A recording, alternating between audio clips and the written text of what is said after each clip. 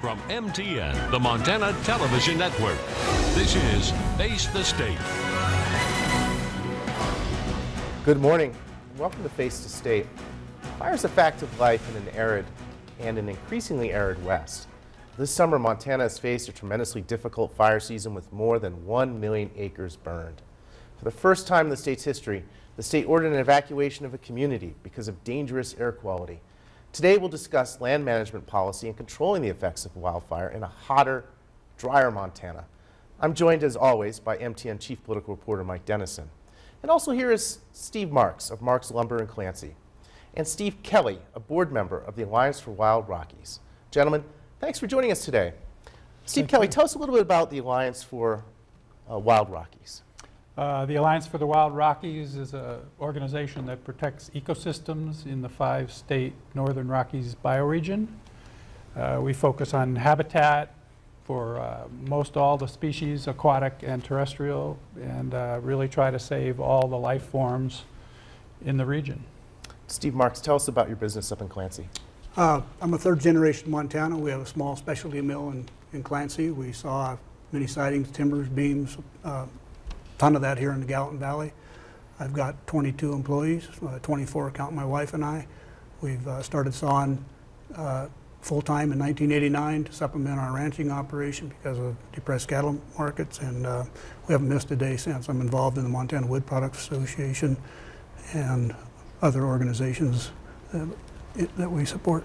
Well, gentlemen, again, thanks for joining us. Now, I want to play a little clip here now. About 10 days ago, Senator Steve Daines went to the Senate floor, and he predicated these remarks by saying that about 2/3 of our mills in the state and 40% of the timber workforce has been lost in Montana since 1990. Let's roll the clip of him speaking on the floor of the U.S. Senate. But in the early 1990s, things changed. Across the state of Montana, environmental lawsuits became a barrier to timber contracts that were awarded to Montana small businesses. And these radical environmentalists have prevented hardworking Montanans from having jobs, and this just adds more fuel, literally, to these wildfires. Our inability to act and treat these acres further deteriorates the health of our forests and the communities that desperately depend on them. So let's go first to Steve Kelly. Do you agree with the remarks that the senator has levied against environmental organizations and the consequence of lawsuits on clearing of timber? I would say that's a gross exaggeration on almost all counts. There's no correlation between the frequency or intensity of fires and anything that happens in the courtroom with the environmental protection laws of the land. We're literally just trying to get enforcement, citizen enforcement of the laws. I've heard people recently talk about Washington as the idiocracy. So I think there's a lot of ignorance being expressed, probably a lot of strong feelings and emotion, but there's not much fact to back any of that up. Mr. Marks, I'm curious as what your view is, what the senator said, and how you feel about whether litigation is affecting forest policy in a negative way, and whether that may translate into fire on the ground or intensity of fire on the ground. Well, definitely it affects the intensity of fire on the ground. I've had large landscape projects of our own on some Bureau of Land Management projects, and we went in and took the understory out, and these fires, scratch gravel fire a couple years ago in Helena there, they were able to keep that on the ground. So does litigation have an effect? Naturally, I'm going to disagree with Steve. It does.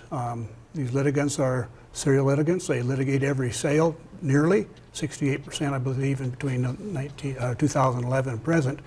And when they get litigated, it ties the hands of the Forest Service to move forward on this. It takes 3.5 years to get through that litigation process. It's not just the sale, it's the project, and it causes a backlog. They can't get out and do better management on our forests. But how do we know that the sales may be delayed, or the activity that's being delayed or stopped? How do we know that that activity, if it's not being done, is contributing to fires or contributing to the intensity of fires? I guess I use the analogy of a matchbox, of a diamond matchbox. They're full of matches. When that box of matches starts on fire, it's woof. If you put 10 boxes in that matchbox, for example, you have a chance to protect homes, to protect lives. Your air quality is better, our waters are cleaner, and that's what our forests are today. If you look at graphs in the last years, the intensity of fires has increased dramatically, and that all affects everybody in Montana. My voice today is not the same as it was a month ago because of the smoke we've been breathing. And I'm sure that the people in Montana relate to this forest management versus non-forest management very well today. And Steve, I'm just curious, most foresters that I've spoken with over the years talk about thinning trees and moving out some of this understory, and that this is something to do to make, if a fire comes through, it's going to burn not as hot, it's not going to be as intense. You disagree with that? I think it has a minimal effect. I really think that the forests, when they do burn, and years especially like this year, have more to do with the dry, extended dry periods, the wind at that particular time, the drought, long-term drought factor, and climate change. We're just entering into these more extreme events due to a combination of things that are changing the pattern. I think it's really arrogant of humans to think that they have this much effect in years like this. We're seeing you can bomb it, you can hand line it, you can do whatever you want, but those fires are not going out. And it doesn't matter if they're thinned or clear cut or natural forest, it's going to burn. And I think we have to accept that nature is the dominant force. We are trying to engineer, trying to actually construct a forest that's fireproof. It's ridiculous. It isn't going to work. Now, Mr. Marks, back in 1910, there was a very large forest fire here in Montana and Idaho in the Northwest. I read a book called The Big Burn about that fire. And the allegation was made is after that fire, the policy of the Forest Service and a lot of other management, federal management organizations was to basically stop just about every fire they could. And the argument goes that this led to basically creating denser forests, a lot more trees underneath that created fire ladders. Tell me how proper forest management policy today tries to mitigate the effects of intense fires. What do you do when you go in there and cut? Well, a lot has changed since the 70s in forestry. We have the best equipment in the world. We can go in, we can selectively cut these trees and leave trees. And so when you have a forest regime like we have today that's got tons of underbrush and multi-story cover, it gets in the crowns, and that's where we have our fire. If you look at the fire triangle, it takes weather, topography, and fuels. And there's only one thing that humans can control, and that is fuels. And that's what we try to do with good forestry. We're not cutting every tree. You look out here south of town on those slopes that have been cut, there's trees left, and it looks nice, and there's new trees that are going to come. Forestry is not an overnight picture. Fires are not an overnight picture. It takes decades for trees to come back to a harvestable level. Grounds get scorched, intense heat. I've seen this in the wilderness areas where we have no management at all. Fine, but why don't we manage the 5 million acres that we have set aside for timber in Montana to have better water, have cleaner air, have safe communities, provide fiber for our mills? Because once we lose those mills, we have no tools to treat these lands. Mr. Marsh, I'd like to follow up just a little bit on something that Mr. Kelly said about Mother Nature. Isn't it possible, or isn't it likely that the reason we have fires burning as intensely as we do this summer is because it's been incredibly dry? I mean, it hasn't rained since June. It's hot out there. It's windy. Couldn't that be the reason for fires burning as they are? Sure it is. Well, we'd be fools not to say that, but when we can take the fuel loading off the floor in some of these areas, especially in the WUI in Montana. It makes those areas defensible, and we have to go beyond 100 feet. These spot fires are jumping out a mile, 2 miles from these big event fires, and we have to protect our communities. We do not live in a glass bowl. We do not all live in Bozeman, Montana, or Helena. So it's only smart to manage our forests, keep our forests vibrant. They suck up more carbon, they put out less CO2, methane gas, whatnot. But I think to take the step or the path that Steve and his crew are taking is ignorance. And we have to get over that. People want change. We have to change what we're doing. Steve Kelly, let's go back to the question of lawsuits. First of all, how many active lawsuits is your organization engaged in right now, either as a primary litigant or by filing an amicus curiae brief?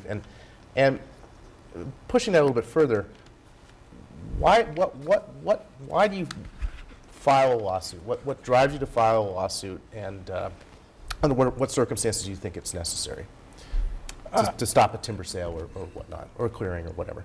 I understand. I can't give you an exact number. It's a handful. You know, it's at any one time there's, I don't know, maybe 5, 4. And these things are timing according to what the court schedule is. So some of them are filed a long time ago. They're still active. Some get settled. So, you know, there's no real way to track exactly how long these are going to take. But what happens with us is we comment on projects when they're proposed. We comment again when there's a draft environmental impact statement or an environmental impact statement issued by the Forest Service.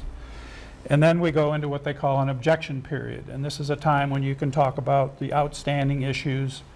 And in our case, we're just looking at violations of federal environmental law.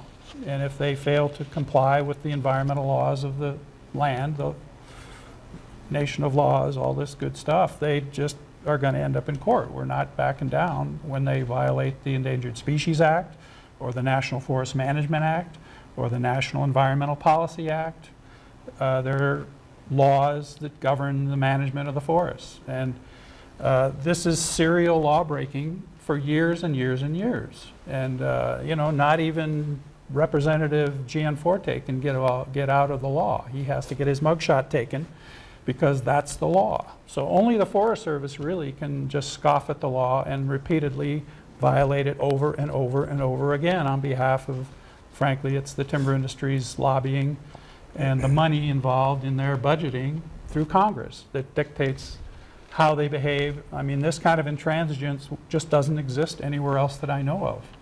I have a couple follow-up questions there. First of all, is it fair to say that your group is against logging, that you're an anti-logging group? Not at all. You challenge timber sales. Not at all. We challenge timber sales when they violate the Endangered Species Act. When they, very specific, I've been arguing the same points since I started in this business about 30 years ago as a volunteer in the Swan Valley.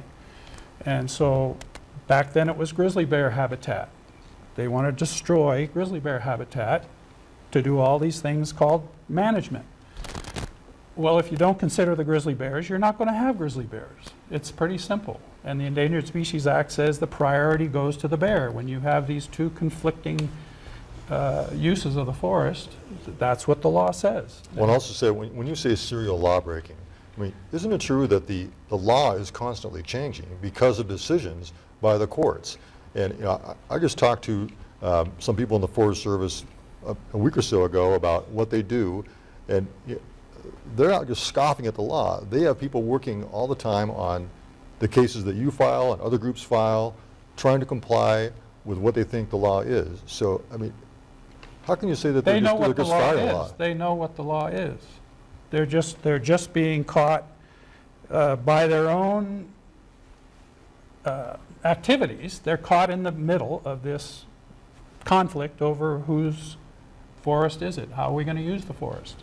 And right now, I'd say the timber industry and the lobbying that goes on behalf of the timber industry and commerce is winning over endangered species. over water quality, over the laws like the Endangered Species Act, is over and over again. Lynx management. They don't care about lynx, they care about meeting their targets. And so they can tell you whatever they want, but from my experience, it's always targets, timber targets, timber targets, timber targets. Mr. Marks, I have a feeling that you have a few thoughts about what's been said. That is totally false, Steve. Loggers, mills, employees, those people recreate as much as anyone else in Montana on these lands that are harvested. What happens to a landscape when a fire goes across it? There is no habitat left. There's no mice, there's no shrews, there's no bears, there's no wolverines. And we can go in there with state-of-the-art equipment we have today, not everywhere. There's 22.5 million acres of national forest lands in Montana. We want to treat roughly 5 million acres. At the rate we're going, it's going to take 125 years to get those lands treated. In the United States, it's going to take 800 years at the rate we're going. There has to be change. We're not out to destroy habitat, we're out to create habitat. What happens to a forest that burns? There's nothing left. What happens to a landscape when we go through and do forest management? New trees come up, create shelter, places for hiding, elk, lynx, bears. It's all there. I've done it my whole life for 45 years on the ground. I've been in front of fires. I've had fires blow over me. I've built fire line. I know what it's like out there. Let's let some of these guys go out there and risk their lives and see what happens. It isn't going to happen. Our loggers are our saviors for forest management in Montana. We have to take advantage of that. Where are they working right now? They're on our fires. There isn't a logging crew working in Montana right now. Very, very few. All the industrial lands are shut down. All the Forest Service sales, state, BIA, BLM, nobody's working. They're all on fires. Where would our fires be if we didn't have these guys? And if we lose our mill capacity, these folks aren't going to be here to protect Steve and his bunch and all of our communities. It's a serious, serious situation. As a political scientist, I worry a lot about trust in government and trust in our federal agencies. And I see the losing party here as constantly the Forest Service. They're blamed if they suppress fires. They're blamed if they let fires burn. But isn't the real problem here the public expectation that all fire is bad, it must be suppressed, and isn't that just exasperated by politicians pointing fingers, but also, frankly, blame that the Forest Service gets for not doing its job? Without the Forest Service, we wouldn't have management. Steve Kelly, would you like to respond to that? Well, I think the Forest Service puts themselves in their own dilemma position. If they're not in the middle of the conflict, they don't get money. So they create conflict all on their own so they can get budget to do the things that they've planned to do. So all this management costs money. And what are they going to do after the fires go out, it snows, whenever it is this fall? They're going to want more money. And it's always about more money. They're a bureaucracy, like all bureaucracies, that's what they want. And so they have engineered a program that's perfect for them. It doesn't take care of the loggers, it doesn't take care of the environmental laws that they're supposed to conform to. But it does get them more money. And if you graph their budget over time, they've increased. And fire seasons like this, frankly, are a springboard for them to actually get more money, because there's a huge amount of concern and fear, and that's when you go for the money. That happened after 1910. The Wallace fire, they hugely increased their budget after that. 1988, same thing. This year I predict the same thing will happen. Well, Mr. Kelly, if we put you in charge of the Forest Service, or better yet, if we put you in charge of the timber management section of the Forest Service, what would you do? How would you run it differently? I'd probably put it in the Department of Interior. And for what reason? Because their focus isn't on commodity production. Their focus isn't on making money. It's not on commerce. I think there's an opportunity there, at least because they manage the Park Service and some of the national refuges and some of the endangered species management, that they would understand it's just not always about timber and commodity production. That all these other values under the Multiple Use Sustained Yield Act really do mean something to the public and have value to the public. And so the only value out there isn't how much money it's going to make for the agency or for the timber industry. It's about the future for the people that like to go out and use it without destroying it. Mr. Marks, we've talked a lot about the conflict going on between your industry and Mr. Kelly's group and groups like them. There's also some collaboration going on in the forest in the last few years and decade. Tell us about that and why you think that may be a good way to go. Well, I sit on a collaborative. The Elkhorn's Resource Committee is a collaborative for the Elkhorn Mountains. Steve and his bunch appealed the process in the Elkhorns here just not long ago. It's not the answer. It's a tool. It's a tool for people like myself and Mr. Kelly and people in downtown that are concerned about our forests. And who's involved and what are they actually doing? It could be many different things. It can be range, it can be timber, it could be working in the WUI, all kinds of different land management issues. And there's, and I think on the Resource Committee in Elkhorn, there's about 8 of us or 10 of us, all walks of life. Mike Malloy, not Mike Malloy, but one of the Malloys, those folks, is on our committee, and we talk about this stuff and we come up with a consensus. And if we can't all agree on a process or a project, it doesn't go anywhere. And it's worked well in some places. It's a very time-consuming. You've got to be dedicated, you've got to have patience, and you have to be willing to work with folks that are not like-minded. And I don't think the Alliance can do that. They've been asked to serve on these committees and they don't. So why doesn't the Alliance serve on a steward or one of these committees, Steve? Because we participate in the form of NEPA. We comment on the sales. Sometimes we go out on field tours on the sales. I mean, we don't enter any of these things without a full understanding of what's going on and why it's going on and what it is that's happening on the land. So whether you want to sit and have meetings, and a lot of these people are paid to go to meetings. No, it's not true at all. It is true. It No, is it's totally true. I'm talking about my own colleagues in the environmental community. There isn't a one of them that goes to those meetings as a paid environmentalist that isn't getting a grant from somebody to sit on a committee day after day, meeting and doing nothing. It does nothing to change the law. The law is the law. Mr. Marks, let's go to the contention that Mr. Kelly made about the Forest Service just cares about dollars and money. When you get approved to log a parcel of land, all right, what does that look like? I mean, can you just go in there and cut anything you want and just take whatever you want? I mean, assuming if it's about money, you could just take it all, right? No, give me actual detail how that works. It's a very complex issue. It takes upwards of 5 years to put a project together. It's not just a logging project.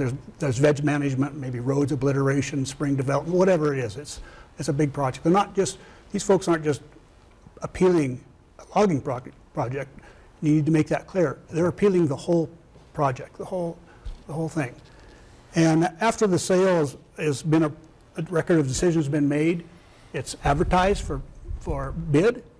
You can bid on it, I can bid on it, Steve can bid on it. It's sold, and then they have a start date. The winning bidder has to file an operating plan, and they move forward. And they are very, very strict. You have to have designated skid trails and road construction, reconstruction, accountability for loads going out. Very, very complex. In other words, there are ways in which it could be made more profitable for all parties involved, but there are strict regulations. Yes. The Forest Service has 200 plus laws they have to follow and regulation. They've also got court case precedent that they have to follow. Every one of these court cases comes up with a different precedent. They've got to filter that through the process. It becomes very, very complicated. And it's but by design. These folks file enough suits, it overloads the system, and they cannot get through that without tripping. That's going to happen. They're all human natures. We all make mistakes. They aren't making these mistakes on purpose. No way. Steve, we haven't yet talked about some of the legislation before Congress that has to do with litigation, which I'm sure you're aware of. there's 1 or 2 or 3 bills there that essentially would try to restrict or make it much more difficult for groups like yours and others to file suit or challenge timber sales. What's wrong with this legislation? Because I'm assuming you think it's a bad idea.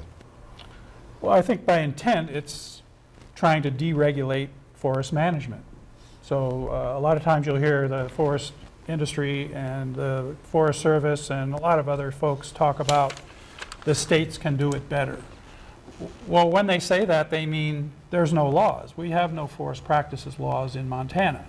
So this whole trend toward deregulation is, I mean, you can trace it back to the 70s when neoliberal economics became the rage out of the University of Chicago. They took over the mines in Chile, and now it's a global economic model that's being followed, and it has three legs to the stool. It's deregulation, it's privatization, and it's taking money away from the government so it can't do its job. And then you blame government for not doing its job. And that's exactly where we are today with these debates about the forest. All these new laws are designed to deregulate and ultimately privatize the public forest. Mr. Marsh, are you supportive of these bills before Congress that would actually restrict or make it harder for people to challenge things in court? And why is that not a restriction on free speech or the rights of citizens to question their government? Exactly. It's gotten out of hand. The Equal Access to Justice Act wasn't put into place for serial litigants to file suit against the Forest Service. It was for poor mom and dad down on the road that have an interstate was going to go through the corner of their property, and they were funded to fight that. And these people have figured out a clever way to make it work. As far as having a Forest Practices Act, Montana has enacted a BMP program, Best Management Practice. They have the highest scoring success of any state in the union. There's an audit every year on state, federal, and private lands. And it's in the upper 95 or above percentile of following rules and regulations. The state has strict regulation. Are they as strict as the Forest Service? No, because there hasn't been litigation and all this other stuff, and it hasn't been to the scale. They do a very, very good job. The Forest Service does a good job. They've just been hamstrung with all the rules and regulations that has forced them to where they're at. We made the statement earlier in the show. I think, Mr. Marks, you made the statement, and I know you would agree with this, Mr. Kelly. You also made the statement that the factors here, we're at the very end, so I'll make this quick. Climate change, weather, and fuel. About, in your estimation, how much can fuel mitigate the effect of a bad fire season? Because really, climate and the other one are big, but how much of that work can make a difference? We got to go quick. Well, it's a big project. Like I said, it's going to take 125 years to get our suitable acres in touch, back restored. But we got to start someplace. I've seen it happen. It works, and it saves lives, and it saves clean water and clean air. And Mr. Kelly, I assume you would say very little effect. Minimal at best, and if you clear cut the forest, which we are still having thousands of acres a year clear cut, all bets are off. You've got nothing left of the forest other than just a bunch of grass, you know. Well, gentlemen, thanks for coming on the show. This is a difficult, nettlesome issue. I'm sure we'll be talking about it again. I had a whole line of questions on the pine bark beetle. Didn't get to that either. But, we'll save it for another show. Thanks for joining us today on Face the State. Have a good day. Thank you. Thank you, Dave. You've been watching Face the State, a presentation of MTN, the Montana Television Network.